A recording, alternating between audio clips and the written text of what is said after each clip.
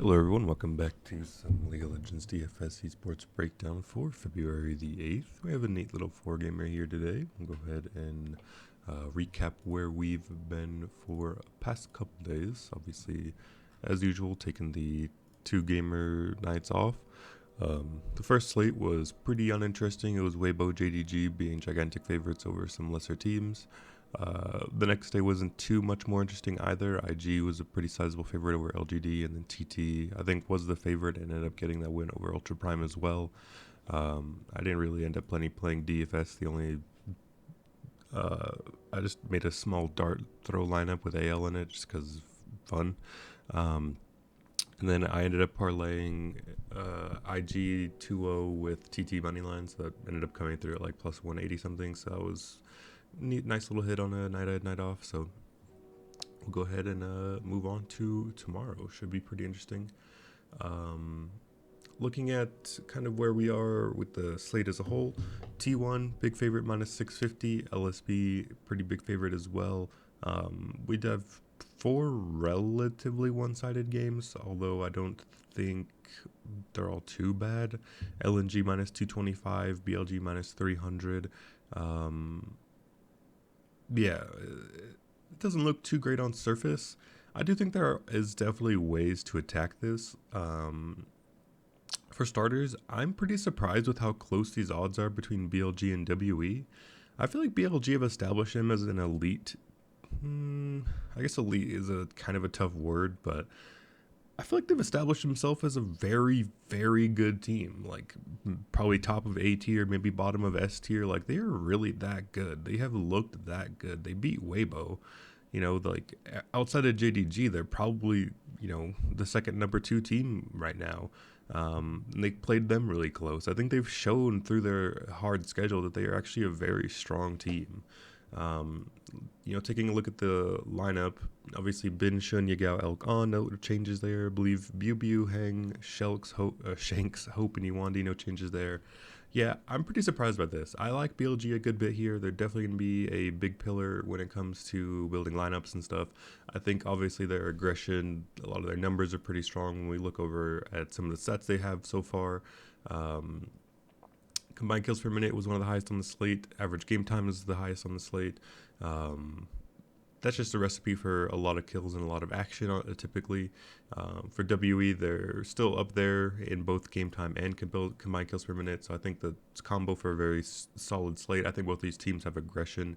I think this is definitely a big series you want to be a part of, and I like the BLG side of it. I like BLG to get this 2-0. I like BLG minus 1.5 at plus 105. Maybe you can find a little bit better of a number on that, but either way, I think BLG to get the 2-0 here, I think makes a good bit of sense. I don't think these teams are like in the same category, really, to be honest. I think BLG should be like a pretty big favorite. I think I could definitely see a case where BLG is like a minus 500 or something here. Like, I really do think that is relatively one-sided. Obviously, we still have like not that much of a sample size. I think WE have been looking relatively solid as well. I don't think they're a complete walkover by any means, but I just think BLG are that good. And I think although WE are like relatively middling, I think apologies, allergies getting me lately. Yeah, I just think this is one-sided. Jeez. OMG LNG. Honestly, at first glance, I'm kind of surprised by these odds as well, although in the other direction. I feel like this series is actually pretty close. LNG minus 225 seems pretty one-sided in my opinion. I don't quite fully agree with it. So OMG, obviously they got the win over WE, and then they got the win over LGD. So I think it's an okay win over WE. It's nothing crazy. I don't think they necessarily played great in this WE series. OMG they swept LGD, nothing crazy there, and then they lost to RNG at the start of the year. So they're in a weird spot. It's still really hard to gather where they are exactly. Over on the LNG side, they beat RA. They got RNG wins, so that's probably where a lot of the odds is coming from. They see LNG 2-0 to RNG. They said RNG 2-0 to OMG. Maybe some of that MMA math coming in there. But they beat TT, they beat RA. Like, I don't know if LNG, like, yeah, they're 6-0 in map count, but I don't know if they've looked particularly crazy in these games. I think the only real standout I think has been Scout. I'm not been too impressed with anyone else really on the LNG team. Um, I think this is just a lot closer than the odds suggest. So I am going to be going with the OMG underdog side here. I just think this is a close series. I think it's probably going to be going 3. You could definitely argue maybe either way when it comes to which team is going to win it. Um, Maybe the over, just take the over 2.5. Maybe all they need to do is each win one. You don't need to pick a winner here. I think that's solid from a betting standpoint. I think obviously from a DFS standpoint, I like going with OMG. I think they could definitely win that third game. Maybe they show up finally and do sweep them in a surprise way. I think that's definitely on the table. I think OMG are just slightly bit undervalued here. I think this is just a close series. I don't particularly love either side, but when the odds are minus 225 and plus 171, I think taking the OMG side here makes a little bit more sense. I just think it's a lot closer than the odds are lined at. I just don't quite fully agree with that number, so I will be taking the OMG side on that number. Looking over in the LCK, again, kind of about the LCK start stats here. Combined kills per minute is pretty low. I think the average game time, there's not a big discrepancy either. It's obvious that the LCK action has just kind of not been there yet. Obviously, we have seen some LCK takedowns and stuff.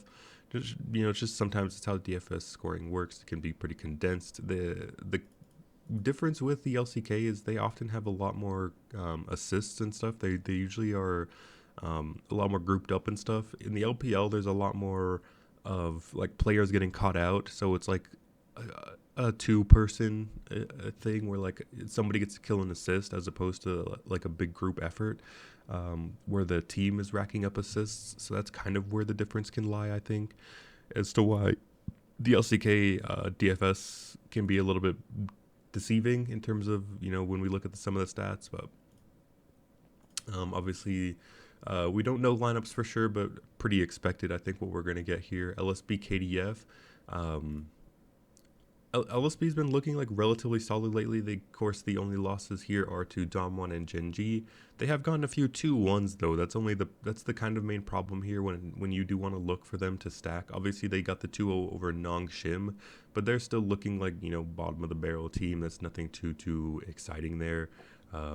KDF has been, of course, quickly kind of rising up. Obviously, after they got that win over KT, they ended up getting the map win over Dom1. It looks like some of the stock on them is, rising.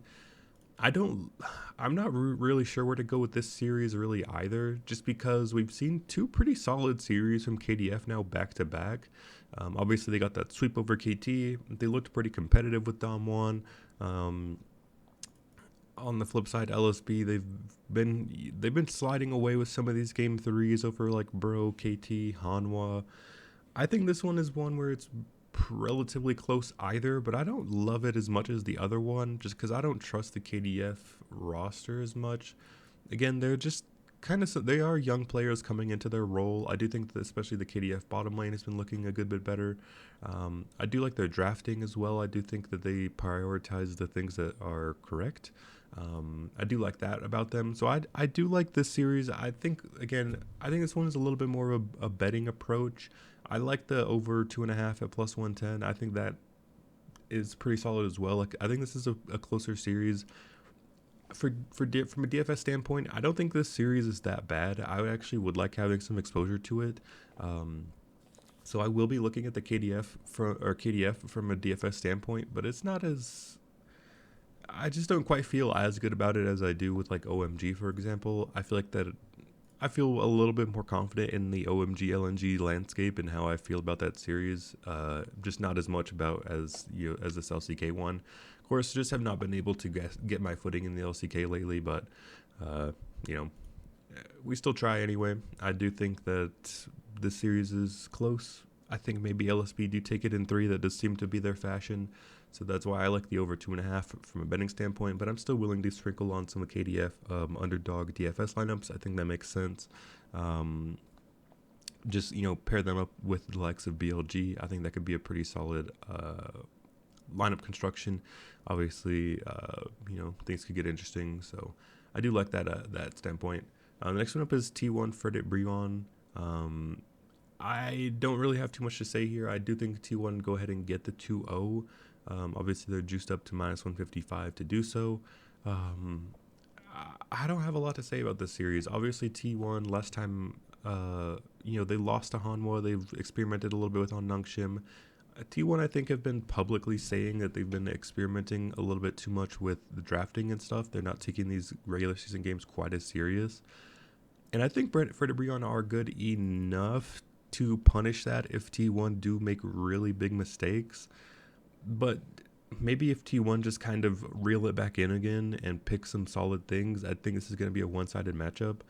I just think there's a little bit too many unknowns and too many question marks here on this series, and you're not getting like a crazy price really on either side. So I am going to be tentatively picking T1, but I don't really love it. I'm not going to recommend getting in on like a minus 1.5 or anything like that. I don't love the series. This is probably just going to be the one I put a big fat X on and call it a day. But with that said, I should add the caveat that T1 I think are actually like in a pretty solid DFS spot. I think they're pretty overpriced. I don't think people are going to get to them.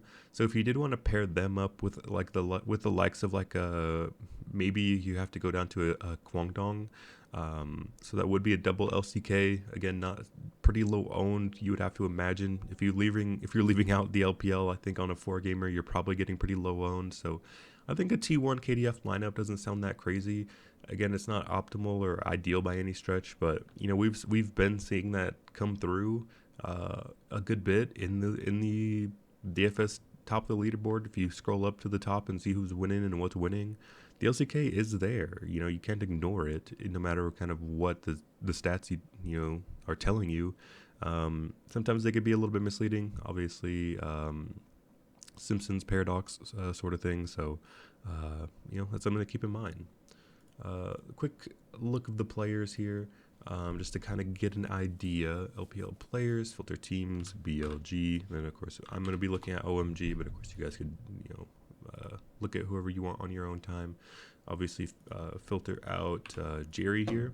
So by kill participation, of course, I typically like to look at the groupings. We do have some pretty solid grouping from OMG here. It looks like Cream, Shanji, Abel, and PP God all up above 66%. So about 2/3 of the kills, they're getting those four are in there.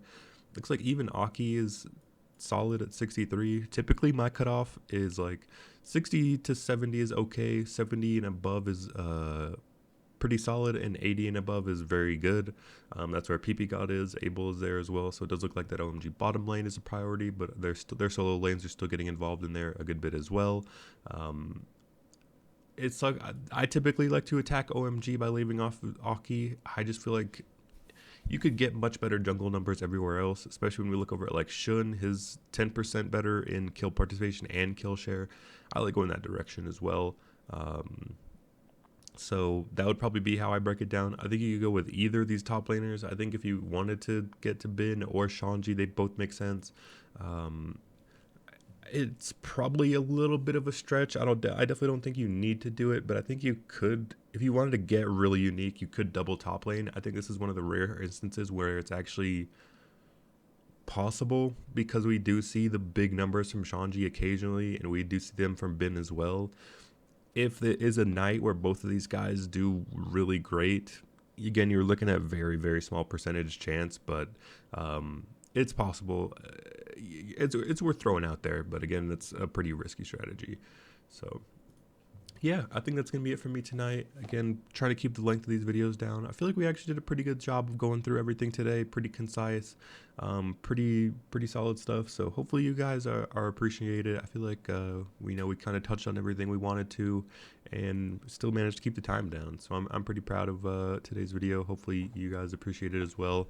I will see you guys all again tomorrow, hopefully with a little bit more of an interesting slate. I feel like we have a few uninteresting games, but we make the best of what we have. I think there's still options to get interesting as well. So yeah, we'll go with what we have. Thank you guys for tuning in, and I'll see you guys all again tomorrow.